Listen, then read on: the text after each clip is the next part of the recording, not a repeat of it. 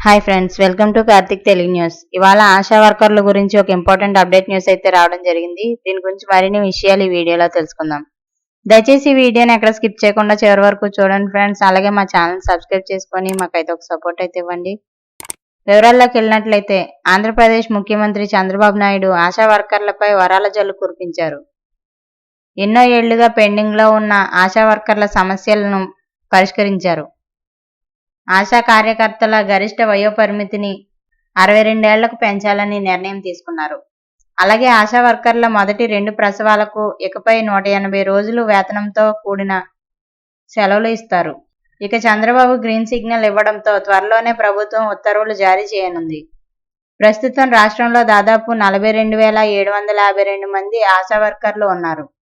అలాగే ప్రస్తుతం వారికి నెలకు 10,000 రూపాయలు వేతనం చెల్లిస్తుండగా సర్వీస్ ముగిసిన తర్వాత గ్రాట్యుటీ కింద 1.5 లక్షల రూపాయలు అందుతుందని అంచనా వేస్తున్నారు. ఇక రాష్ట్రంలో పౌర సరఫరాల సంస్థలో పనిచేసే హమాలీలకు లోడింగ్ అన్లోడింగ్ ఛార్జీలను ప్రభుత్వం పెంచుతూ నిర్ణయం తీసుకుంది.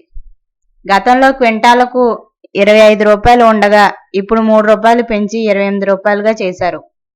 తాజాగా ఛార్జీలు పెంచడంతో ప్రభుత్వంపై ఏడాదికి 9.26 కోట్ల రూపాయలు అదనపు భారం పడనుంది. అంతేకాదు 5,000 మంది హమాలీలకు స్వీట్ ప్యాకెట్ ఇవ్వడానికి ఏడాదికి 1,500 రూపాయల చొప్పున కేటాయించాలని నిర్ణయం తీసుకున్నారు. అలాగే స్వీపర్ ఛార్జీలను 41.8% పెంచారు. దీనివల్ల ప్రభుత్వంపై 46 లక్షల రూపాయల అదనపు భారం పడుతుంది. ఇక రాష్ట్ర వ్యాప్తంగా 300 గ్రామాల్లో భూగర్భ జలాలు అధికంగా వినియోగించినట్లు గుర్తించగా అక్కడ భూగర్భ జలాల వినియోగంపై నిషేధం కొనసాగించింది ప్రభుత్వం.